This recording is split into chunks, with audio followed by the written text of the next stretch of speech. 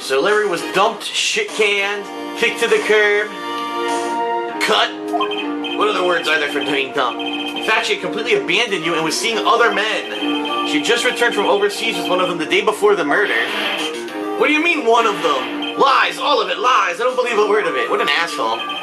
Your Honor, the victim's passport. Aha. According to this, she was in Paris until the day before she died. Alright, we got more evidence. The passport. Indeed, she appears to have returned to the day before the murder. Dude, no way. He didn't even know. Let's take a look at that. The victim apparently arrived home from Paris on 7:30, the day before the murder. Okay. The victim was a model. Did not have a large income. It appears she had several sugar daddies. Oh no! Daddies? Sugar? He didn't even know. Yes, older men who gave her money and gifts. She took their money and used it to support her lifestyle. Dude! We can clearly see what kind of woman Miss Stone was. Tell me, Mr. Butts, what do you think of her now? Right, I don't think you wanted him to answer that question. Yeah, Larry has a way of running his mouth in all the wrong directions.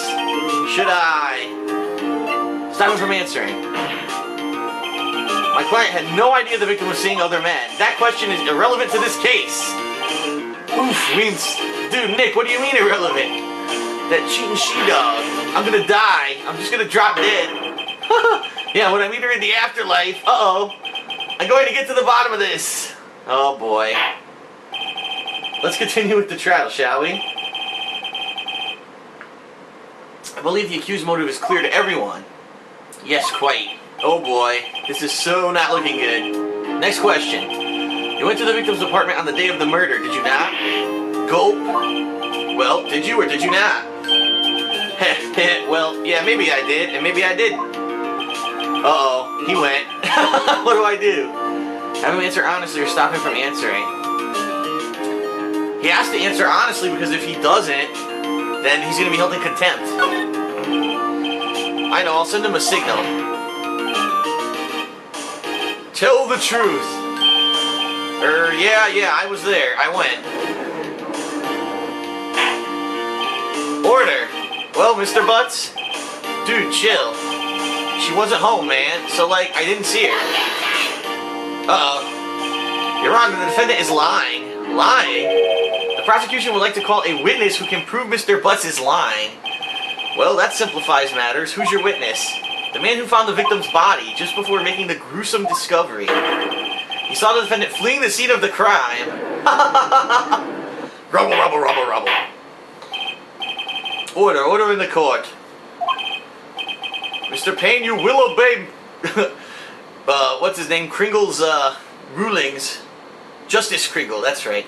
Mr. Payne, the prosecution may call its witness. Yes, Your Honor. This is bad.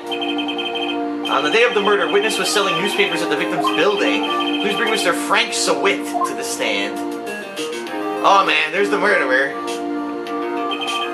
Mr. Sawit, you sell newspaper subscriptions, is this correct? Oh yes, newspapers, yes. Mr. Sawit, you may proceed with your testimony. Please tell the court what you saw on the day of the murder. Alright, witness's account. You know this is going to be bullshit. I was going door to door selling subscriptions when I saw a man fleeing an apartment. I thought he must be in a hurry because he left the door half open behind him. Thinking it was strange, I looked inside the apartment. Then I saw her lying there, a woman, not moving, dead. I quailed in fright and found myself unable to go inside. I thought to call the police immediately. However, the phone in her apartment wasn't working. I went to a nearby park and found a public phone. I remember the time exactly. It was 1 p.m. Now that's wrong because we... Hold on.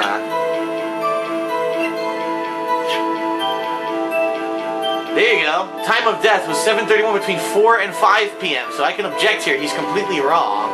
Alright. The man who ran was without a doubt the defendant sitting right over there. Larry, why didn't you tell the truth? I can't defend you against a testimony like that. Incidentally, why wasn't the phone in the victim's apartment working? Your Honor, at the time of the murder, there was a blackout in the building. Aren't phones supposed to work during a blackout? Yes, Your Honor. However, some cordless phones do not function normally. The phone that Mr. Sawit used was one of those. Your Honor, I have a record of the blackout for your perusal. Ah, let's take a look at that. Now, Mr. Wright, I want to take a look at the record of the blackout. Electricity in Mrs. Stone's building was out from noon to 6 p.m. on the day of the crime. Okay, so realistically, that makes sense. That could be true, but he said he called at 1 p.m. That's wrong. She died between 4 and 5. Yes. Yes, Your Honor. You may begin your cross-examination. Cross-examination, Your Honor? Alright, right, this is it. The real deal. What exactly am I supposed to do? Why, expose the lies and testimony the witness just gave. Lies? What? He was lying? Your client is innocent, right? Then what? That witness must have lied in his testimony, or is your client really guilty? He goes, oh, how do I prove he's not? You hold the key. It's in the evidence. Compare the witness's testimony to the evidence at hand. There's bound to be a contradiction in there. First, find contradictions between the court record and the witness's testimony. Then, once you've found the contradicting evidence, present it and rub it in the witness's face.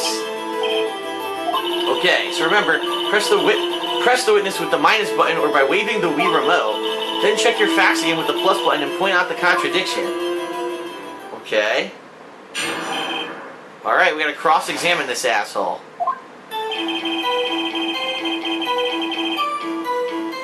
Alright, I was going door-to-door selling subscriptions when I saw a man fleeing an apartment. Okay. I thought he must be in a hurry because he left the door left open behind him. Okay. Thinking it's strange, I looked inside the apartment. When I saw her lying there, a woman not moving, dead. I quailed right in front of myself, unable to go inside. I thought to call the police immediately.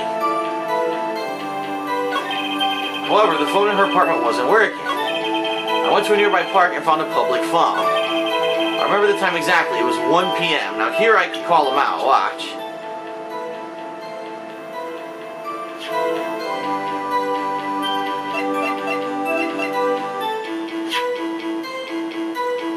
Present. Here we go. You found the body at 1 p.m., you're sure? Yes, it was 1 p.m. for certain. Frankly, I find that hard to believe. Your statement directly contradicts the autopsy report. The autopsy notes the time of death at sometime after 4 p.m. There was no body to find at 1 p.m. How do you explain this 3-hour gap? Haha! He says, This is trivial. The witness really forgot the time. After his testimony, I find that hard to believe. Mr. Sawit, why were you so certain that you found the body at 1 p.m.? Gee, that's a really good question. Great job, Wright. Way to put him on the spot. That's all you have to do. Point out contradictions. Lies always beget more lies. See through one and their whole story falls apart. Alright, he goes, wait, I remember now. Would you care to give your testimony again? Alright, what's he gonna say now? The time of discovery. You see, when I found the body, I heard the time. There was a voice saying the time. It was probably coming from the television. Oh, but it was 3 hours off, wasn't it? I guess the victim must have been watching a video of a taped program. That's why I thought it was 1 p.m. That's wrong, because the power was out. There's no way the TV could have been on. Terribly sorry about the misunderstanding.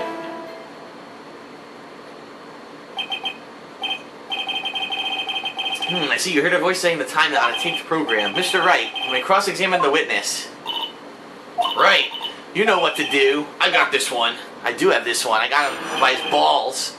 The time of discovery. Here we go again. You see, when I found the body, I heard the time. There was a voice saying the time. It was probably coming from the television.